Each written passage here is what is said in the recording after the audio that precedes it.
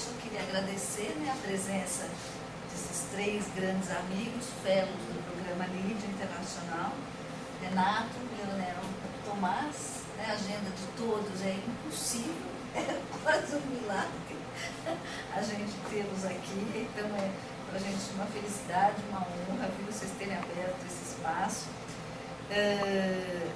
Nós temos o desafio, né, de, como a gente foi fellow de um programa internacional, o peso do LID, né, a gente tem o desafio de tentar, né, trazer um pouco das reflexões que a gente teve condições de fazer lá, das experiências que a gente teve condição de vivenciar.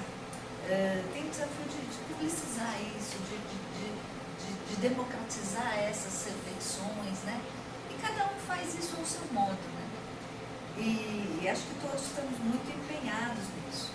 Então, para mim, né, diante do desafio de hoje ser tutora de um grupo PET, que tem a obrigação também, né, de ser um diferencial na universidade, que tem, né, uma série de responsabilidades, hoje cada vez mais a universidade assume responsabilidades, e o grupo PET, ele é a tradução dessas responsabilidades, porque ele tem a obrigação de fazer pesquisa em ensino e extensão com alunos de graduação. Então, diante desse desafio que me foi posto este ano, o desejo muito grande, né, de juntar os fellows do LID para ficar debatendo, pensando, refletindo e ajudar, né, na formação desses atores que estarão à frente, né, de vários projetos, no nosso caso, vários projetos educacionais ou profissionais, né, que em breve serão. Então, diante desse desafio, surgiu essa primeira ideia dessa mesa redonda, ou desse círculo de conversa. E aí eu queria agradecer muito, né, o empenho da equipe, do PET, que tem abraçado essa causa, né, da gente reconstruir o PET da Faculdade de Educação, da gente repensar o PET e trazer essas possibilidades de debate. Então a equipe se envolveu muito, né, Daniela, Camila, Ana, João Pedro, Rafaela, que está chegando, né, e agradecer Fernando e Joel, que são, né, extensionistas do nosso projeto do Portal dos Fóruns de EJA, que também vieram, o PET e o Portal estão trabalhando muito juntos, então que vieram também prestigiar, e com certeza, né, essas reflexões vão entrar, né, numa pauta de discussão no próximo ano e com certeza com desdobramentos. Então, mais uma vez, agradecendo a presença de vocês. E aí nós pensamos, né, numa sequência que o Tomás, ele começa, né, contextualizando a questão da cidade, a questão urbana, a questão dos processos de democratização de discussões sobre a cidade, né. O Leonel entra, né, com uma discussão para pensar, né, que projeto e que planejamento, né, está posto quando a gente discute a questão da cidade, do viver na cidade.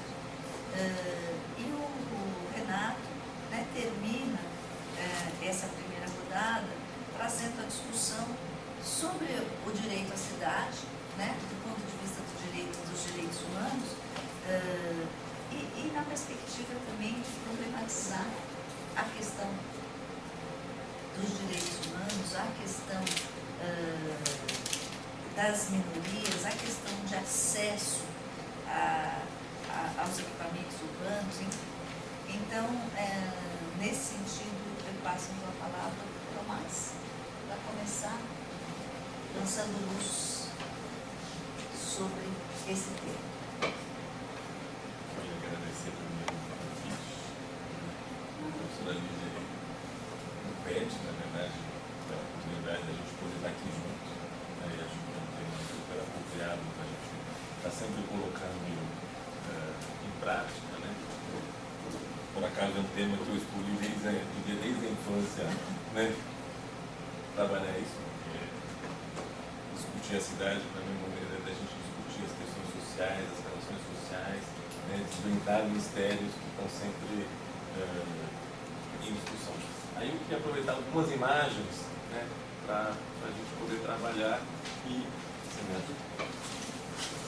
Então eu acho assim, uma vez quis trazer para vocês uma discussão um pouco assim, vamos falar um pouco sobre cidade, participação e democracia.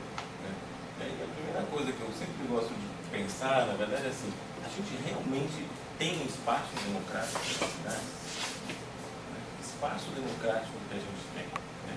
A gente tem espaço de participação. Quais são os nossos espaços de participação? Como esses espaços foram criados? Né? Mas para eu poder pensar esse espaço democrático, espaço de participação, eu preciso saber o que eu estou falando enquanto cidade. Né?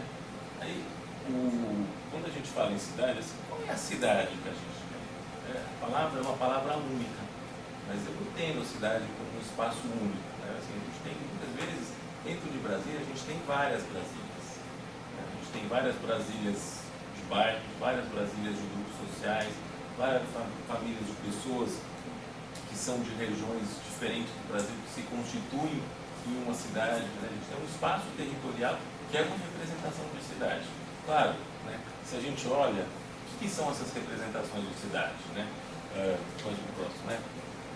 A gente não pode deixar que as cidades brasileiras, elas representam um espaço de conflito. Né? Todas as cidades, de princípio, elas são espaços de conflito. Né?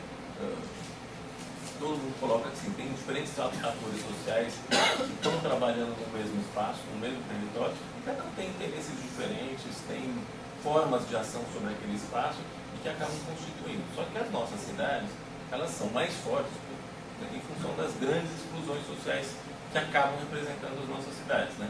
Então a gente tem na imagem do Brasil o Corcovado, né? Cada uma das imagens das grandes cidades brasileiras são imagens, para mim, ícones, mas extremamente falsas do que é o espaço de cidade. Esses pontos vermelhos, só para a gente olhar os pontos vermelhos, né? Isso são as grandes favelas do Rio de Janeiro, né? E que representam 60% da população do Rio de Janeiro.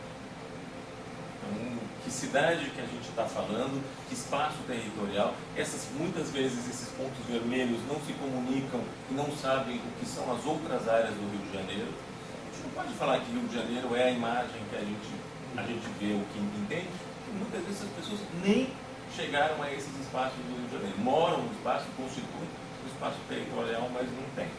Se a gente olha outras cidades similares, né, como São Paulo, mas assim, são diferenças sociais que, obviamente, essas duas cidades, elas são muito gritantes as relações sociais que a gente encontra. Né? Grupos de pessoas que estão morando com baixas qualidades de vida, ou em favelas, ou em cortiços, ou em loteamento, que representam a grande parte dessas cidades. Então, e que relações sociais que estão construídas nesses espaços. Então, esse é o entendimento que a gente tem que ter de fazer de cidade. Assim, a questão das grandes diferenças sociais que a gente tem, das formas de ocupação desse espaço, né? E depois, obviamente, como eles são lidos nas suas relações. Isso pode se reproduzir em Salvador, que a gente tem uma quantidade de cortiços imenso, né? Então muita gente acaba morando, às vezes até embaixo de ponte, né? Em formas completamente precárias, né? No caso de Salvador.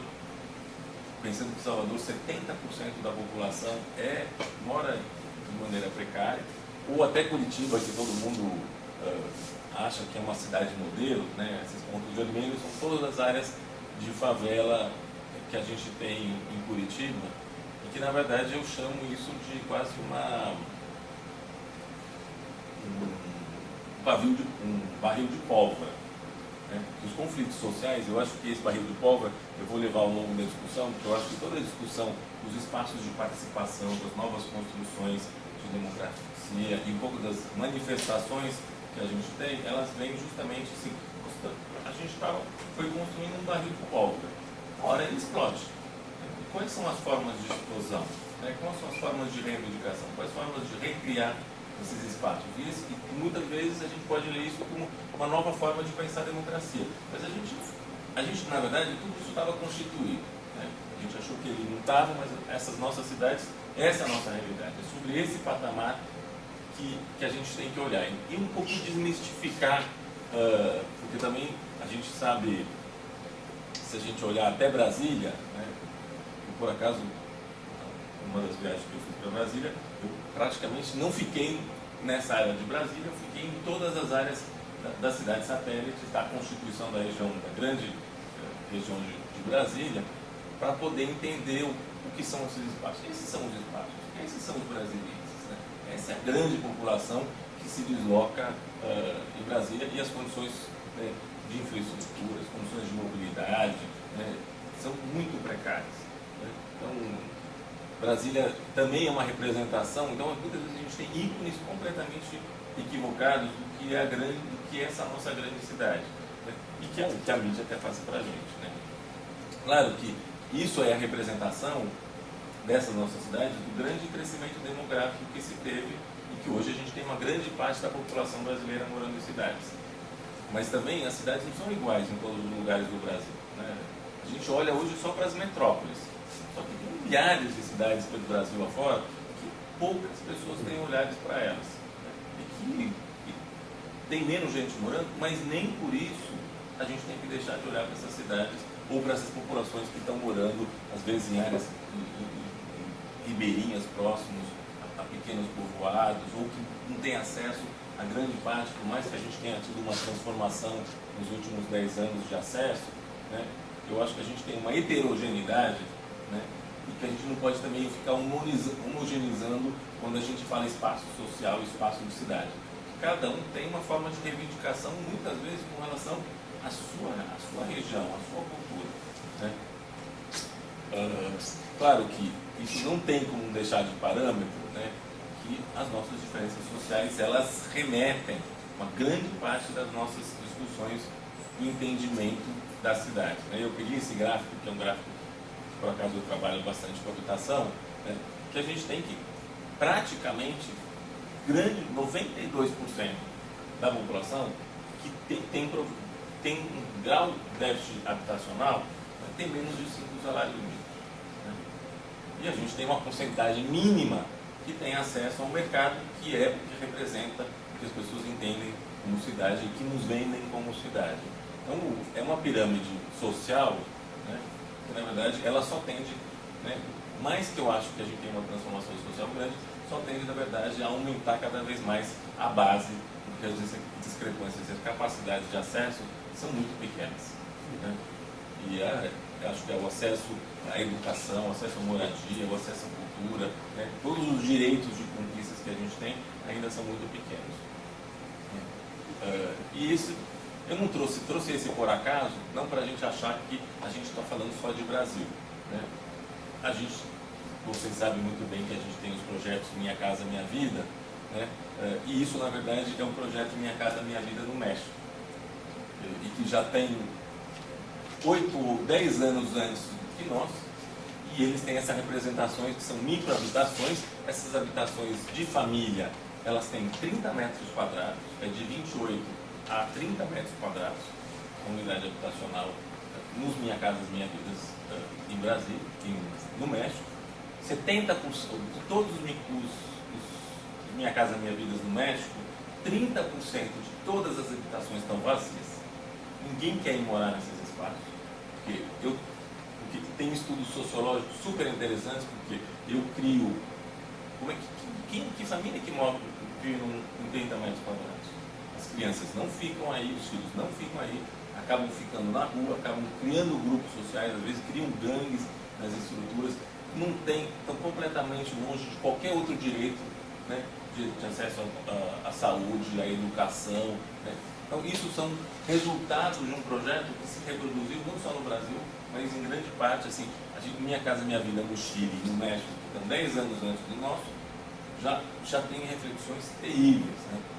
E aí o grande modelo que as cidades nos querem impor, né, é esse outro grande modelo, que são essas macrohabitações, né, de autossegregações, né, e que na verdade são meras ilusões. Claro, toda uma elite brasileira e uma elite americana quer se manter completamente achando que está garantindo seus direitos sociais, se isolando, né? Eu acho que elas são completamente utópicas né, e estão completamente se afastando do que é a realidade, né, e obviamente contrastando, mas isso é o grande crescimento das cidades, até no sertão de Alagoas, eu venho trabalhar no sertão de Alagoas, uma área extremamente precária, onde estamos discutindo a construção de cisternas para as pessoas terem acesso à água, onde não chove e tem condomínios fechados. Uma população mínima que quer se separar desses espaços e, ao mesmo tempo, quando algumas favelas ou alguns loteamentos de população mais baixa resolvem se murar contra as polícias, isso é proibido. Não é proibido. Todo mundo se mura, eu não posso me murar. Né? Se todo mundo se defende de alguém, a única diferença é de quem que a gente está se defendendo. Eles supostamente acham que eles se defendem dos pobres ou de quem quer invadi-los. As pessoas que moram em favela, eles estão se defendendo sobretudo das polícias. Né?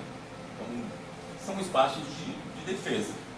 O que muitas vezes, muitos grupos não precisam nem se morar porque conseguem se constituir como espaços de proteção. Então, na verdade, isso também ajuda a nos questionar. Na verdade, eu tenho microcidades, ou quase cidades medievais, que eram muradas, mas que não se relacionam com as outras. Então, são territórios extremamente fragmentados. Eu fragmento o território, eu fragmento as relações sociais, né? eu fragmento as constituições de um espaço de cidade. Então, eu acho assim, estamos num novo patamar de cidade extremamente fragmentada, extremamente social, extremamente racista. É isso.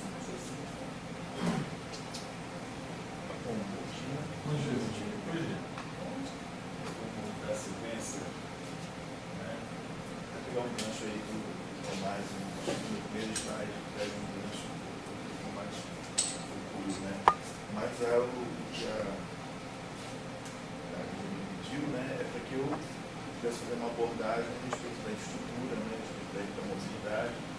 E essa questão do transporte é uma coisa que pensa desde criancinha na questão urbana e tal.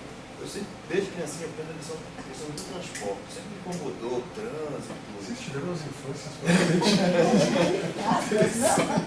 Então, a infância foi toda infância. e a questão do transporte, ela é muito diferente, porque ela atinge a todos, os ricos, os pobres. Sem mobilidade, a cidade não anda. Diferente da questão da moradia, né, que alguns não têm, outros têm bastante, mas a questão do transporte atinge a todos. Então eu vejo que é uma questão global.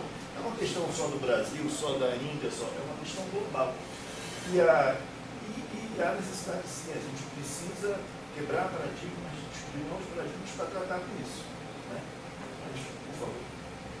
Coloquei as duas moedinhas ali, que deu um mote, né? Quer dizer, não foram as duas, não foram os 20 centavos, né? A história toda, que deu toda aquela questão que a gente viu que depois, né, a gente não está discutindo o movimento em si, mas eu vejo que depois ele foi manobrado para fracassar. Entendeu? E houve a incitação houve a violência que afastou quem realmente estava querendo manifestar. Incomodado, né? Por favor. E você começou a... Camila, você falou uma coisa justamente que me chamou a atenção.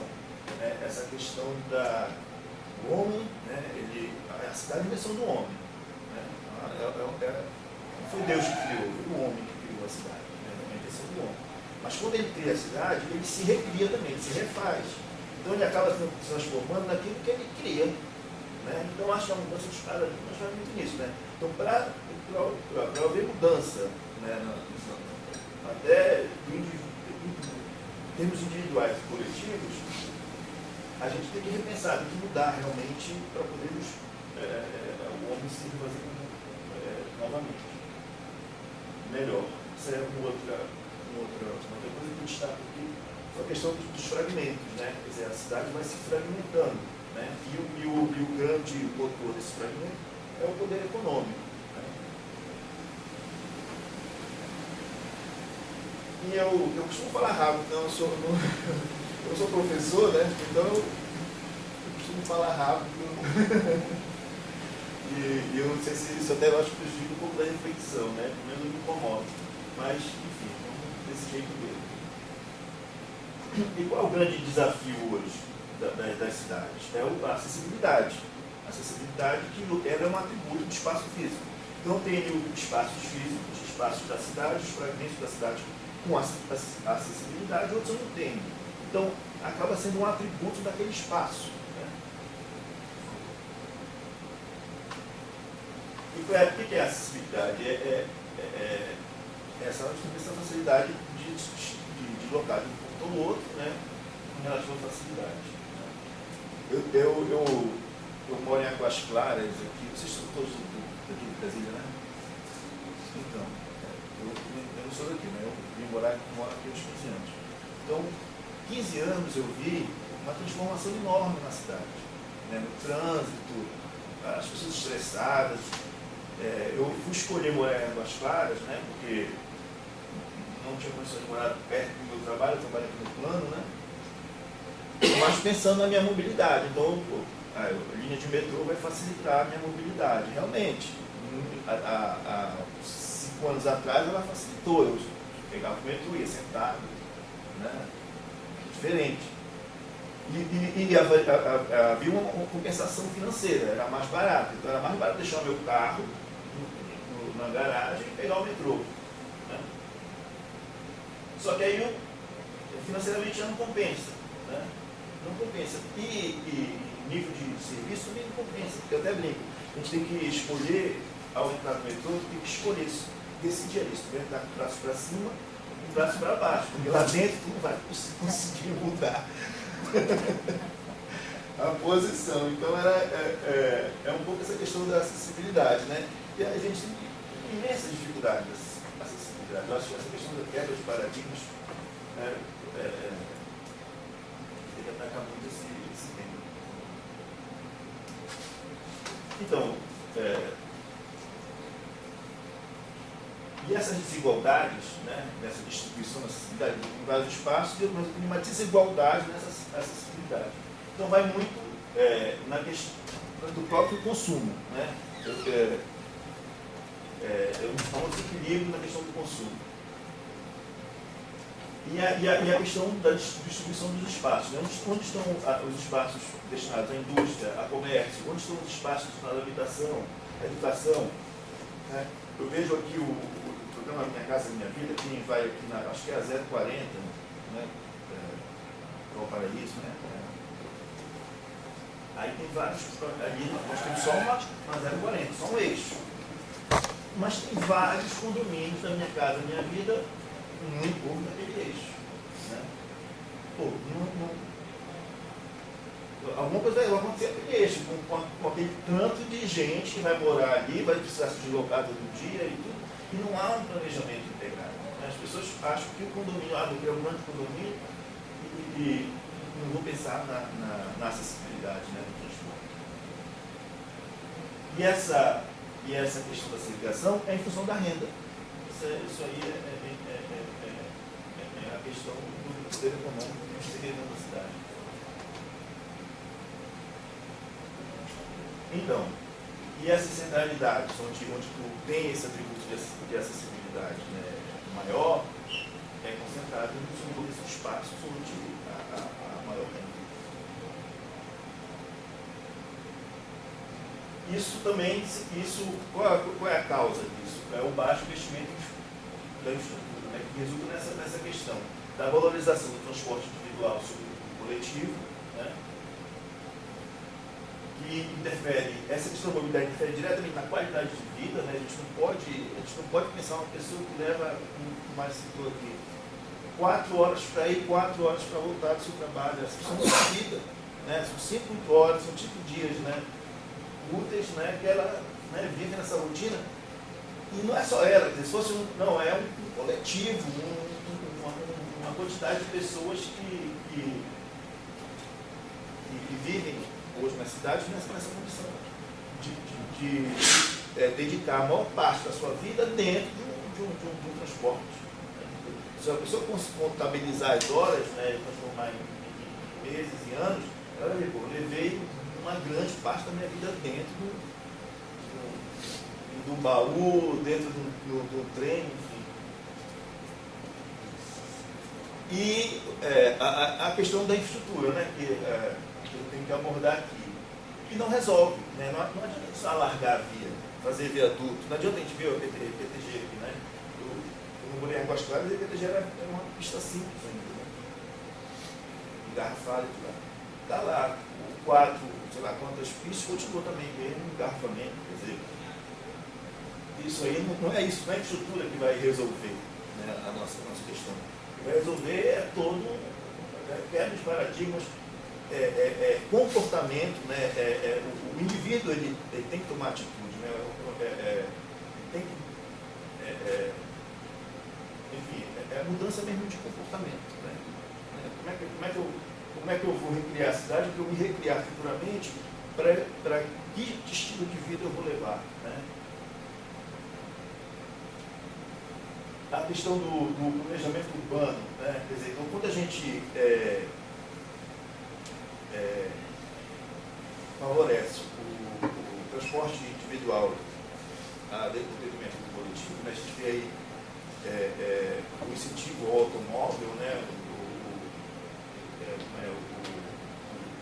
O imposto IPI reduzido, né? O governo manteve agora, continua reduzindo o IPI para comprar um automóvel, né? Continua facilitado. Né? Só que esse é 14 vezes mais oneroso do Estado, porque é a infraestrutura para o transporte individual, né? Que precisa ter infraestrutura cara. Né? A questão do IPI, né? Que a gente vê ali, claro, todo mundo quer ter seu automóvel. Hoje, né, entre aspas, uma maneira, né, para eu ter acesso à cidade, né, para poder vir estudar a hora que eu sair daqui 11 horas da noite da universidade, eu poder chegar em casa depois, né? Então a pessoa tem esse... E aqui é o grande incentivo da indústria, quer dizer, o país, né, porque o governo está achando que ele é bonzinho. Não, porque ele precisa manter, né, uma produção industrial, né, uma base industrial que garante vários empregos. Né? É nessas mudanças de paradigmas que a gente vê. E aí, ó, são só os 20 centavos, né? Quer dizer, não, podia ser R$1 se o serviço fosse de qualidade. Né? Quer dizer, a questão não é eu acho que o que provocou uma revolta foi: eu vou pagar mais para não ter melhora alguma. Né?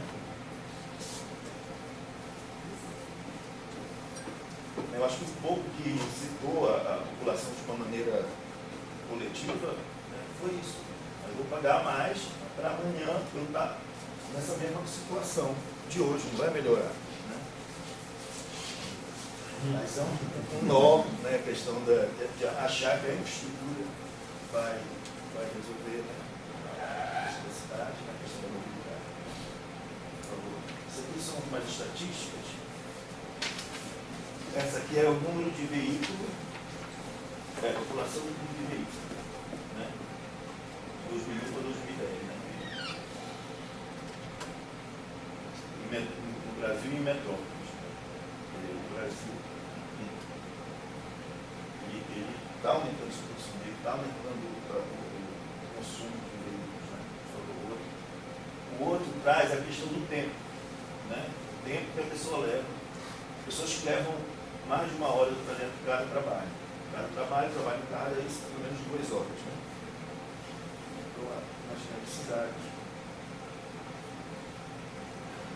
Então, esse é um outro exemplo legal, que é espaço necessário para 60 pessoas. Né? Então, eu tenho ali 60 carros, né? Eu tenho um coletivo, né? Para 60 são as pessoas, né? E tem também a opção da bicicleta. Né? Se a gente discute espaço é uma coisa uma coisa cara, né? no urbano, né? Quando se discute essa questão urbana, o espaço a gente vê, briga por espaço.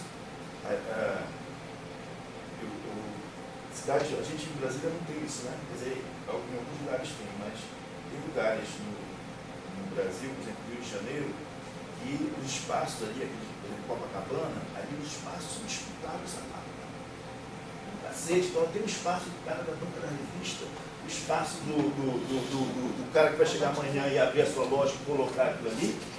É um espaço que briga diariamente por esse espaço. O camelô que vem, entendeu? E a gente percebe isso, quando você tem muita atenção, a gente percebe isso. O próprio comportamento das pessoas, né? Elas ficam ali, né? Alguém quando vai entregar alguma coisa, parar o caminhão, pegar um botijão de gás, quer dizer, se ele pegar o botijão e colocar num lugar, pede alguém, ele já vai ouvir um grito, quer dizer, as pessoas estão ali disputando diariamente, né, o espaço. E a questão da segregação, né, porque quais soluções que se apresentam hoje para a questão do congestionamento? Vamos cobrar pedágio no plano. Então, beleza, então só os mais ricos vão continuar entrando com seus automóveis nos lugares mais ricos, né? Porque quais são os pedágios de banco? São os lugares mais ricos. E a questão de Londres, né? Tem zonas pedagiadas, o cara chega com o seu carro ali, né? Paga 8 libras, né? Esse período aí. Tem uma hora para ele usar. Isso aí vai acontecer. Né? Essa é a solução. Se não há quebra de paradigmas, essa é a solução que se apresenta hoje para a questão dos posicionamentos. O outro slide, na Holanda. Né? Na Holanda também pretende taxar o carro pelo quilômetro. Né? O cara sai com o seu carro na garagem, quanto ele andou, no final, ele vai ser taxado, mas pela tecnologia, vai ter GPS monitorando o quanto o carro andou. Então aquele carro vai pagar mais, porque ele andou mais. Né? Enfim, essas soluções que vêm se apresentando. Eu vou pegar meu carro, eu posso entrar e sair sem pagar? Não pode. Ele está monitorando com tecnologia ali, o teu carro tem antena ali, onde tu passou, já pagou, entendeu? Vai só chegar a conta para ti, entendeu? E a questão de segregando a cidade, lugares mais ricos. Né? Aqui é a questão de São Paulo, né, que eu acho o rodízio automóvel, beleza. Então, para resolver o questionamento, eu vou determinar. Só placa final 1 e 2, 3 e 4, tem um rodízio, né? Um determinado dia da semana só pode circular carros com tal placa. Tudo bem, o cara compra 2 carros, né? Tem gente que compra 2 carros para poder circular todos os dias, né?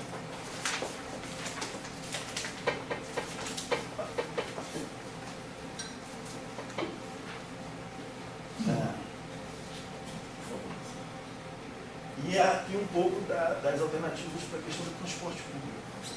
Né? E se apresenta. Né? Eu, como falei antes, sempre me interessei nessa questão do transporte. E eu me lembro que em 1993, eu estudava ainda engenharia civil na Universidade Federal do Pará, gostava da área de transporte, e eu consegui um exemplar do PDTU, Plano Diretor do Transporte Urbano de Belém, em 1993. Né? Então era uma cooperação internacional, era, acho que uma JICA, né? Aquela cooperação japonesa, né? E que eles foram, enfim, desenvolveram, juntamente com pessoas lá da prefeitura, do governo, um plano diretor do transporte urbano. Qual era a solução? Em 93 para Belém, uma cidade que na época não tinha 1 milhão de habitantes, né? Ou estava próximo de 1 milhão de habitantes. Era metrô. Né? Transporte confortável, transporte subterrâneo. A gente pode estar aqui, mas está passando uma linha de metrô embaixo da gente, e a gente não está, né? Caríssimo, lá a tecnologia é cara, o Brasil tem né? Coisa cara, mas era o que se apresentava em 93 para Belém, a solução.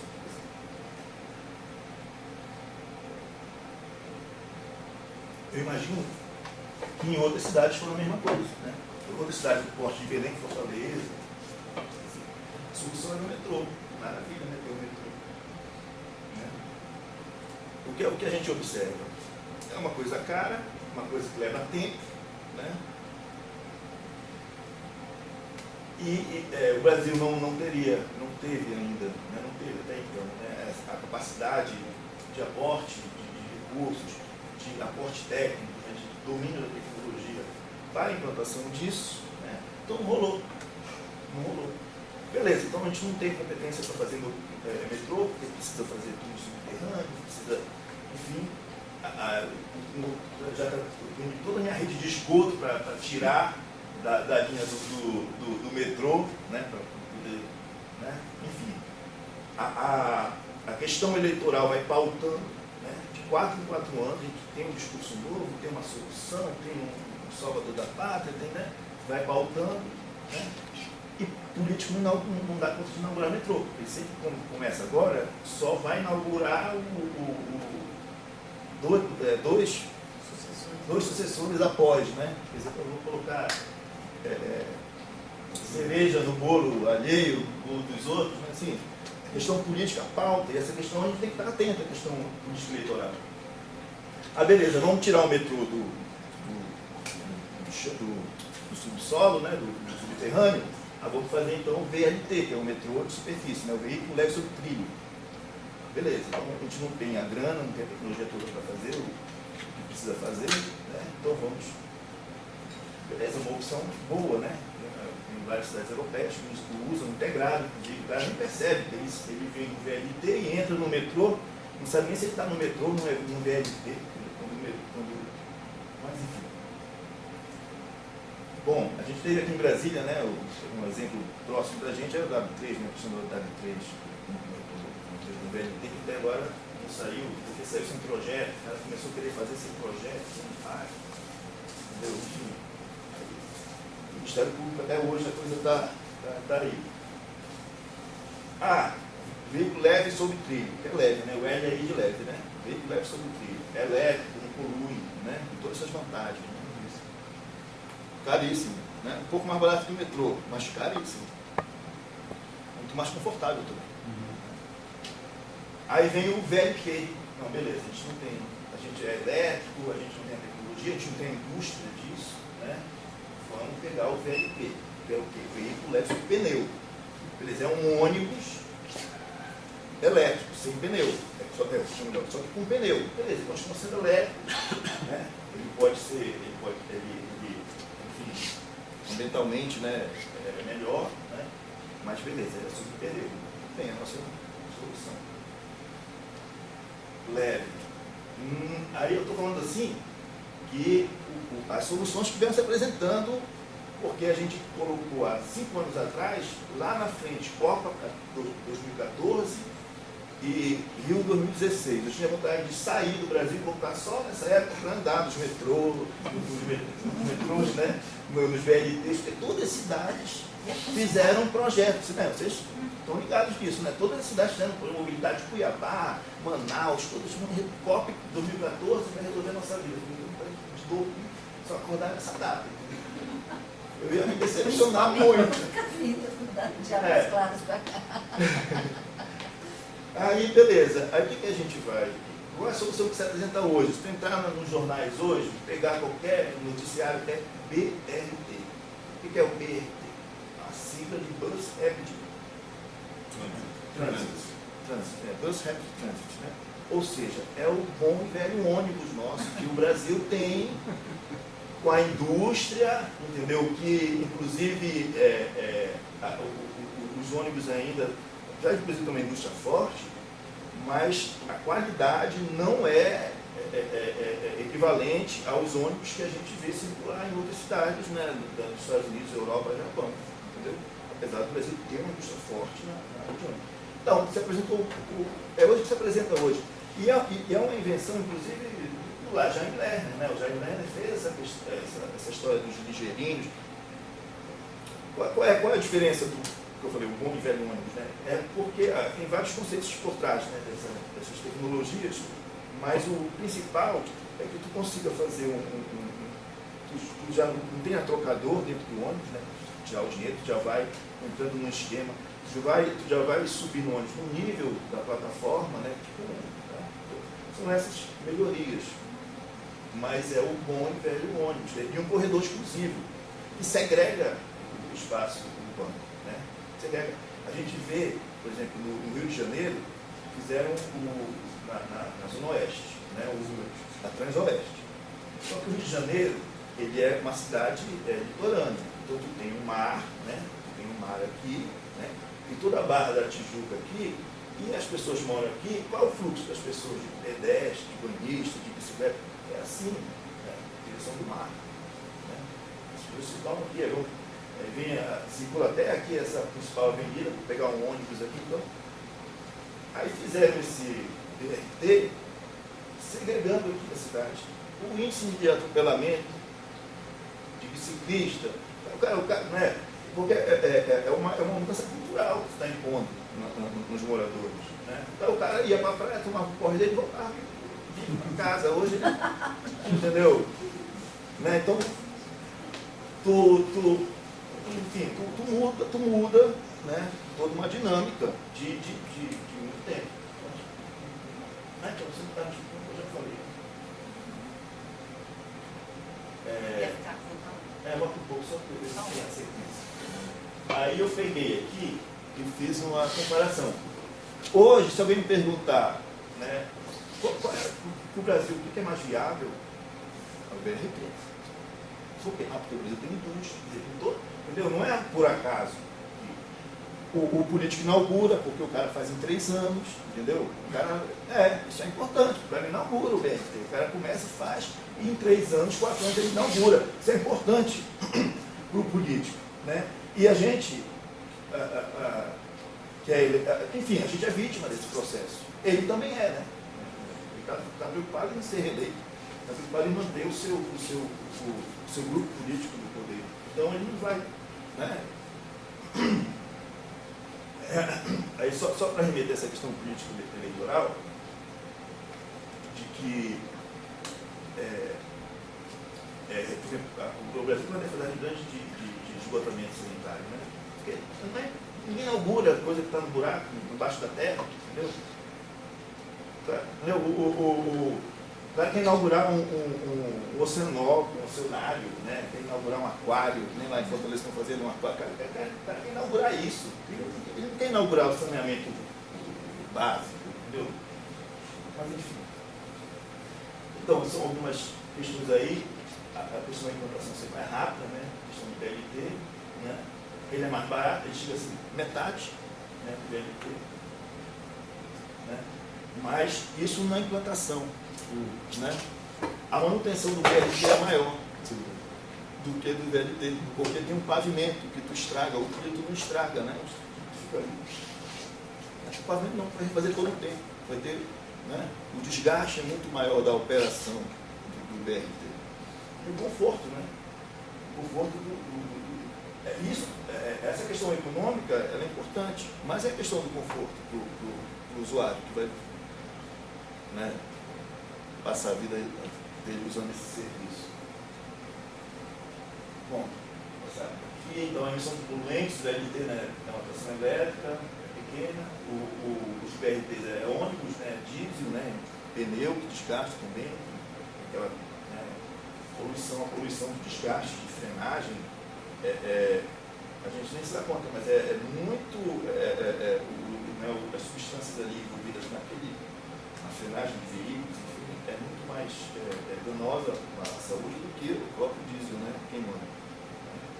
Aquela fuligem que a gente vê nas cidades ali é do sistema de frenagem dos automóveis, né? O pó preto que passa os carros freando, acelerando. A questão das desapropriações, né? O Cuiabá, ele ficou o pé e falou, não quero BRT, eu quero BRT. Ele bancou, assumiu pagar mais caro, né? Mas também ele verificou que ele vai desapropriar menos áreas para implantar. Né? Ele precisa de um corredor um pouco menor. Só a capacidade de passageiro é equivalente, né? Equivalente. O BRT usa pé articulado e o VLT pode agregar vagões, né? A questão da integração com o metrô, o VLT ele é mais para uma cidade que tem metrô, né? Ele é melhor. Eu vou tentar dialogar então aqui a partir de uma tríade. Eu quero dialogar com o tema do direito à cidade, na perspectiva que a Lídia me provocou, de pensar o direito à cidade dentro do paradigma dos direitos humanos. Eu contra-argumentei a ela que era necessário, portanto, a gente pensar um pouquinho sobre a expressão de direitos humanos, o conteúdo que essa expressão engloba. A partir daí, tentar derivar um pouco para a ideia de direito à cidade num contexto de crise de civilização. Eu queria falar um pouquinho desta ideia de crise de civilização, que é, de fato, uma crise de uma dada civilização, da civilização do capital, mas ela tem expressões que chegam a nós, que nos atravessam de distintas maneiras. E também, dado o contexto que emerge no Brasil, sobretudo a partir dos anos 90, do ajuste estrutural, eu acho importante falarmos um pouquinho também da cidade-prisão, do Estado penal, da getificação das cidades brasileiras, de como é que determinados sujeitos sociais com os quais eu trabalho, em especial a juventude urbana periférica, né, ela se localiza nessas cidades. Né? Se há uma crise de civilização, como é que essa crise, por exemplo, ela chega em Planaltina, como é que ela chega lá no Pirambu, como é que ela chega em Alagados, como é que ela chega, né, no Capão Redondo, né? Como é que essa crise ela chega a esses sujeitos, como é que esses sujeitos reagem? Eu vou terminar falando um pouquinho das jornadas de junho, mas dentro dessa agenda, daquilo que alguns estão chamando de reabilitação das insurreições. Né? Aconteceu Primavera Árabe, os indignados da Espanha, os Ocupa, né, em Nova York, mas em outras cidades do mundo, os estudantes chilenos, as jornadas aqui, a Tailândia agora, a Ucrânia também. Né? Portanto, você tem uma reabilitação de um conjunto de manifestações políticas antissistêmicas, umas mais antissistêmicas, outras não. Portanto, eu vou percorrer esse trajeto aqui. Né? Só queria que alguém controlasse o tempo, dado que eu não sou muito disciplinado. Bem, é necessário afirmar que o patrimônio chamado direitos humanos, ele é uma construção liberal. Né? Essa expressão ela nasce a partir da perspectiva do liberalismo, no século XVIII. Né? Ou seja, a utilização política dessa expressão, direitos humanos, ela nasce num processo de conflito em que, obviamente, havia uma classe social em consolidação. Né? O complexo capitalista burguês ele estava se consolidando. Eu prefiro utilizar a expressão complexo capitalista burguês porque me parece que ela é mais larga do que simplesmente falar de sistema. É complexo no seu modo de produção de bens e distribuição, mas é burguês nos seus valores, na sua sociabilidade, na sua composição política. Portanto, eu prefiro utilizar essa expressão que eu acho mais larga, complexo capitalista burguês. Os direitos humanos, eles nascem, obviamente, naquele momento, como uma necessidade de afirmação, de fato, desse novo complexo em contraposição ao anterior.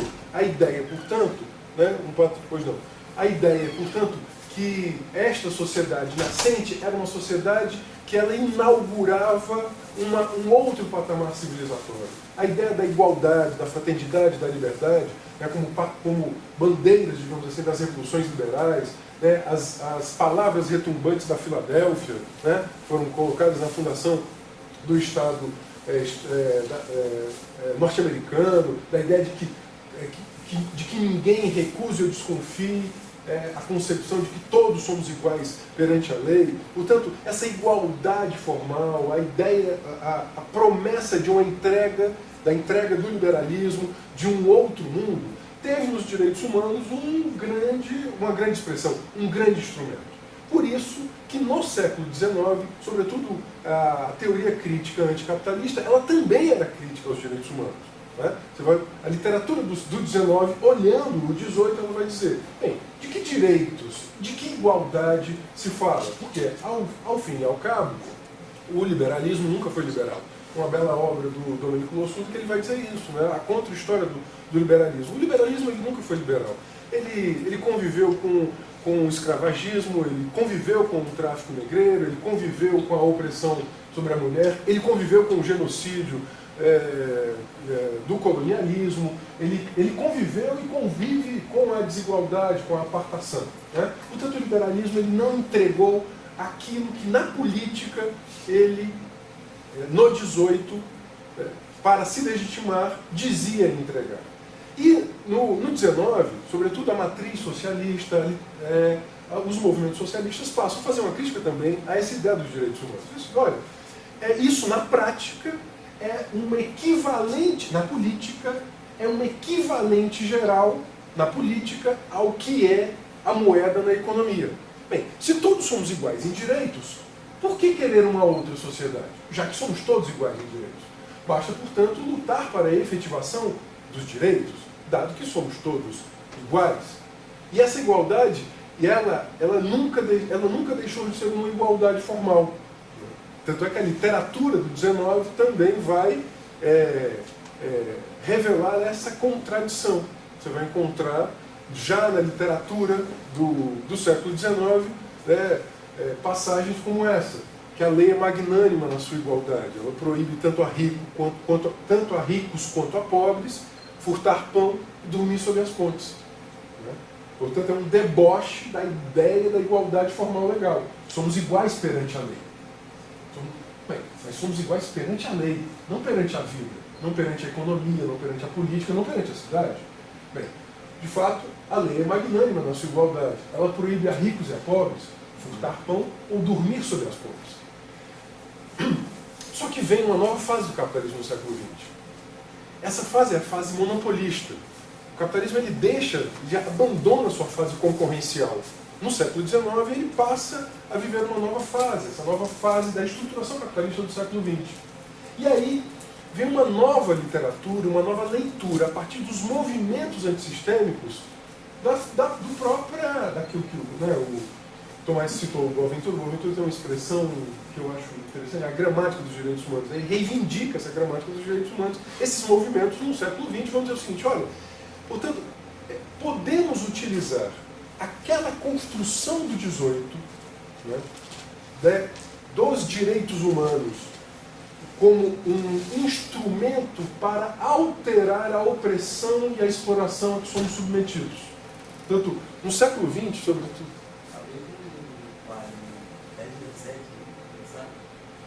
Palio 10,67. Não. Então, o que o século XX, sobretudo no pós-Segunda Guerra, por causa do tempo, seria importante a gente...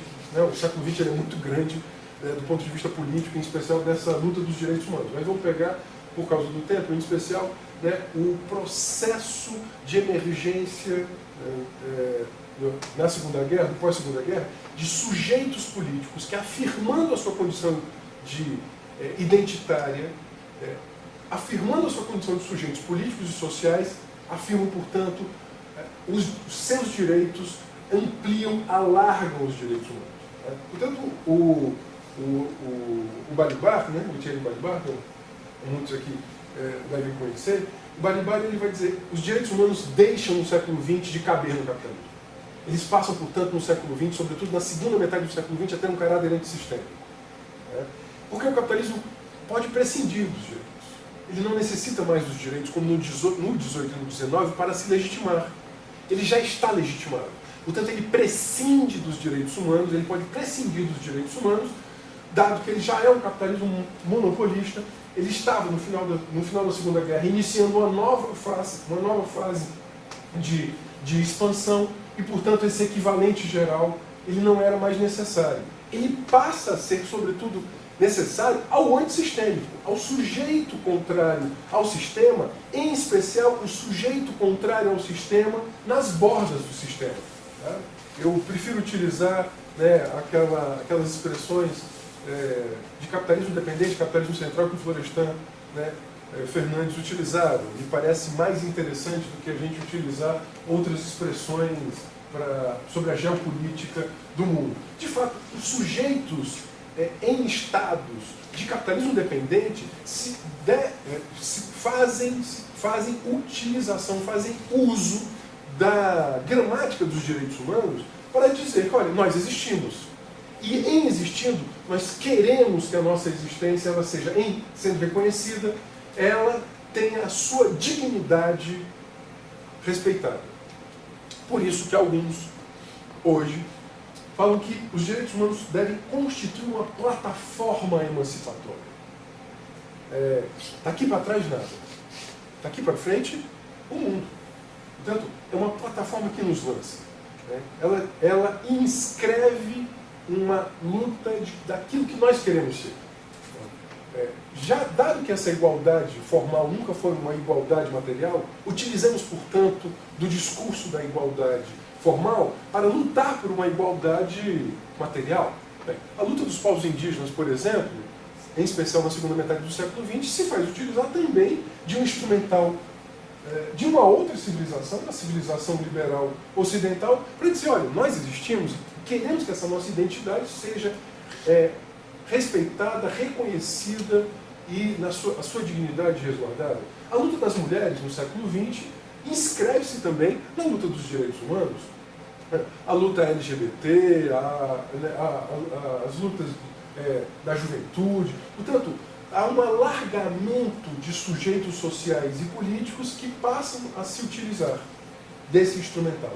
E aí vem a provocação que Lígia faz. Bem, o direito à cidade seria um direito humano? Do ponto de vista político, porque essa expressão não é uma expressão jurídica. Sempre que me incomoda um pouco, quando a gente fala, vamos falar de direitos humanos, vamos trazer aquele cara que é advogado.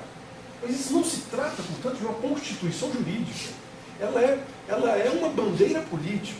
Ela é uma bandeira política cujo conteúdo é de que nós podemos ter um mínimo ético exigível, é esse o conteúdo dos direitos humanos, um mínimo ético exigível. Daqui para trás, nada. Por isso que ele é mínimo. Não é que é mínimo, não é mínimo que ele é reduzido, mas é que é daquilo que não pode ser negociado. Ele é ético porque ele é relacional, não há direitos humanos que não sejam relacionais.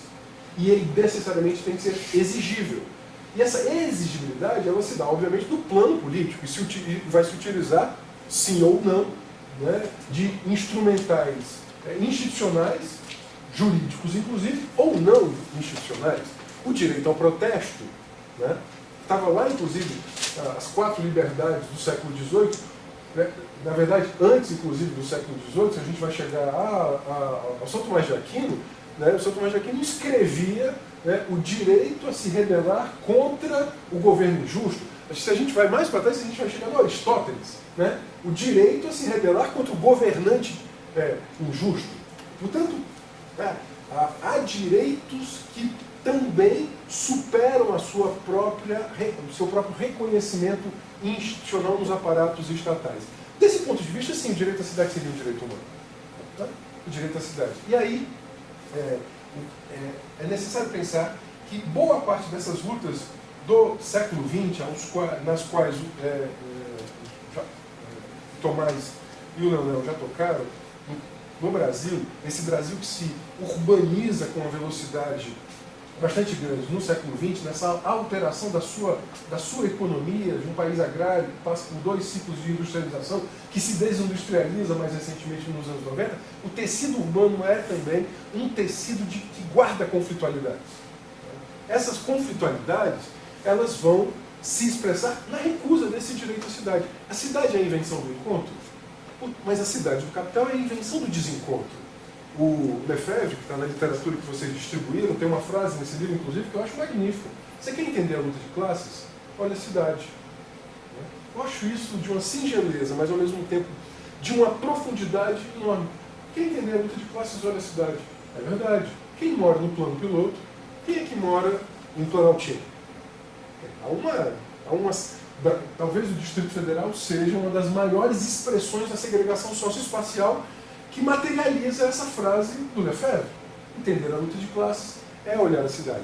Deste ponto de vista, esse sujeito, né, que tem o seu direito à cidade recusado, ele se afirma no conflito como sujeito. É a ausência da infraestrutura, é a impossibilidade do direito à habitação e à habitabilidade, da fruição Portanto, se essa cidade ela é posta à minha frente como como uma mercadoria, o entretenimento, as vitrines do Chico Buarque, né? O flaner do Benjamin, aquele que flana na cidade, portanto a cidade também está ali para ser, né, consumida, mas portanto esse desejo me é estimulado, mas também ele me é negado. Eu estou na cidade exclusivamente para ser explorado. Todos nós aqui temos exemplos de linhas de transporte que se reduzem aos finais de semana. Lá no Ceará, lá em Fortaleza, há vários conjuntos habitacionais que a linha de transporte ela funciona até sábado, meio-dia, sobretudo para atender as 44 horas dos trabalhadores, como se os trabalhadores não fluíssem a cidade, não podem fluir a cidade no sábado a partir das 12 horas. Né? E aí a cidade, que deveria ser essa invenção do encontro, ela é a invenção do desencontro, da segregação, dessa segregação socioespacial. E temos essa segregação mais agudizada num contexto de crise de civilização. Vou falar um pouquinho disso. Né? Como é que, portanto, essa violação do direito à cidade, ou essa recusa do direito à cidade, se dá nesse contexto de crise de civilização? Por que eu estou falando disso? Porque me parece que não é só exclusivamente uma crise de capital. Né? É mais uma crise do capital, é mais uma crise cíclica do capital que nós vivenciamos. Indiscutivelmente, depois dos 30 anos gloriosos, né, como o capitalismo disse, nominou 45-75, nós desde 75, no final da crise expansionista, nós entramos numa sucessão de crises, né, que foram, a resposta do sistema foi ampliar as taxas de exploração e de espoliação, né, de expropriação. Por isso que se fez o consenso de Washington, por isso que se fez o neoliberalismo. O que é o neoliberalismo? É uma fase mais aguda e mais perversa da tentativa do sistema de se salvar, de se resguardar. Né? Vamos entender que nos últimos 20 anos houve uma alteração gigantesca no modo de acumulação e de realização do capital. Né? A China emerge como a grande oficina do mundo. Todos nós aqui estamos indiscutivelmente vestindo, portando, utilizando algum bem manufaturado na China. Né? E isso altera a divisão social do trabalho e da economia no planeta. Né? No caso do Cone Sul da América do Sul, nós nos transformamos numa grande fazenda. O Brasil se desindustrializa a partir dos anos 90, na medida que ele passa a ser um país, sobretudo, de exportação de commodities. A gente olha a nossa pauta de exportações, é a carne, é o complexo soja, é a fruticultura irrigada. Isso. E qual é a relação disso com a cidade? Isso também, né, nessa crise complexa de civilização do capital, tem um rebatimento nas cidades. Aumenta a conflitualidade no tecido urbano na América Latina. E há uma resposta de mais controle e disciplina, né, nos territórios que estão sendo, alguns mais vulnerabilizados, outros mais valorizados. Porque nessa crise de civilização, é uma crise da economia que se altera profundamente, o capital tem que abrir novas fronteiras. A cidade vira uma commodity. Por que se faz a Copa do Mundo? Por que a Copa do Mundo no Brasil tem 12 sedes e não tem 6, como tradicionalmente as Copas do Mundo tinham? Porque é necessário valorizar alguns territórios. Né? Você cria, por exemplo, a dinâmica nesse processo de desindustrialização, em que uma fronteira econômica migra para o setor primário do agronegócio, o capital ele também tem que diversificar as suas ações. Ele olha a cidade e diz, bem, eu tenho que fazer o condomínio fechado para a classe média amedrontada, do Brasil. Mas eu tenho que valorizar alguns territórios que têm pouca valorização. Portanto, se eu rasgo um VLT num determinado território que é habitado, no caso de Fortaleza, por exemplo, que é habitado por comunidades há 60 anos, eu vou retirar aquelas comunidades, eu vou recuperar aquela área para o mercado, porque aquela área não era do mercado. Portanto, por exemplo, você tem hoje mais de 100 mil famílias sob a possibilidade de remoção, portanto, violação do direito à cidade, violação do direito à moradia, em nome da recuperação daquele território para o mega empreendimento. Mas eu tenho que dar segurança a esse investimento. O que eu faço? O PP. E aí o território da UPP, por exemplo, o território a UPP do Santa Marta valoriza o metro quadrado do Santa Marta em 400%. Foi recuperação para a comunidade ou recuperação para o mercado? Porque aquele que estava lá também não pode mais ficar ali. Ele vai para a Zona Norte ou para a Zona Oeste. Então vejam que o capital, ele gera novas fronteiras, e a cidade, ela vira uma commodity, ela vira um território. Só que essa cidade, ela tem que ser controlada, ela tem que ter mais câmera, ela tem que ter mais vigilância, ela tem que ter mais controle, ela tem que ter cerca elétrica. Há uma economia política do medo nessa hipertrofia do medo. Eu tenho que gerenciar esse medo e vender aquilo que, entre aspas, dá segurança às pessoas. Tanto é que o mercado de segurança privada emprega 3 vezes mais trabalhadores do que a segurança pública. Você juntando todos os trabalhadores de segurança pública, as polícias militares, as polícias civis, a Polícia Federal, a Rodoviária Federal, dá mais ou menos 660 mil trabalhadores, digamos aqui, assim na segurança pública. A segurança privada, aquela segurança privada oficial, não estou falando do guarda da esquina que tem fazendo um bico. Não, é aquele cara que está registrado na Polícia Federal como empresa privada, já emprega 3 vezes mais do que o conjunto das polícias. Obviamente, quem é o consumidor desse mercado, uma das fotos que o Tomás colocou, ela é muito interessante, ela mostra o muro alto, a cerca elétrica do condomínio fechado. A sombra, não sei se vocês notaram, podia colocar de novo aquela foto? Aquela sombra é a sombra de uma prisão. Quem já conheceu prisão, né? Não sei se algum de vocês já tiveram essa oportunidade, você vai ver que a sombra da prisão é aquela sombra. Portanto, nós, na segregação, nós geramos uma economia política, que é essa economia pronta. Essa sombra é a sombra da prisão. A projeção, portanto, do condomínio, parece uma distopia regressiva. Você falou assim, quando você falou da utopia da segurança, ela não me parece utópica, ela me parece distópica. É uma distopia regressiva, me parece da cidade medieval, inclusive, que também era uma distopia regressiva naquele momento. Tanto é que ela foi destruída pela reinvenção do urbano. Me parece que essa distopia ela também é uma distopia regressiva. E ela expressa uma determinada economia política do medo. E de quem se quer afastar? Aí você tem que gerenciar os guetos. E esses guetos, eles têm raça, geração, gênero, classe social. Por que nós hoje por que o neoliberalismo ele inaugura um outro Estado? O neoliberalismo ele faz isso. Ele inaugura um outro Estado na América Latina. Muita gente, é o Estado mínimo? Não, eu acho incorreto falar em Estado mínimo. Eu acho mais adequado nós falarmos de um Estado penal, que ele é mínimo do ponto de vista das entregas sociais, mas ele é máximo das entregas de controle penal.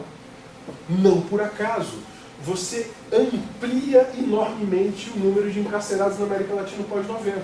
2 milhões de encarcerados nos Estados Unidos, já quase 600 mil encarcerados no Brasil. O Brasil já é a 4ª população carcerária do planeta.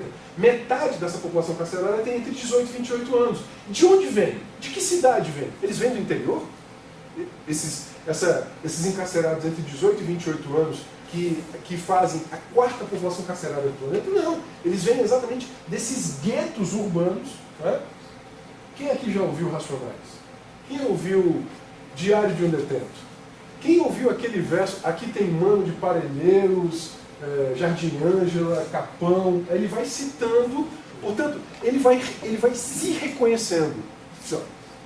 Por que ele diz, olha, aqui não tem Mano do Itaim, aqui não tem Mano do... Porque lá não tem Mano. Do Jardim Paulista, não tem Mano de... Ele vai dizer outra coisa, ele vai se reconhecer naquela cidade. Quando ele faz esse verso, ele diz, olha, ele vai se reconhecer, aqui tem Mano de Osasco, ele vai colocar no verso estas cidades, essas cidades, como diz o Chico, cada ribanceira é uma nação, ele vai dizer que é uma nação de fato. Portanto, essa cidade é identificada.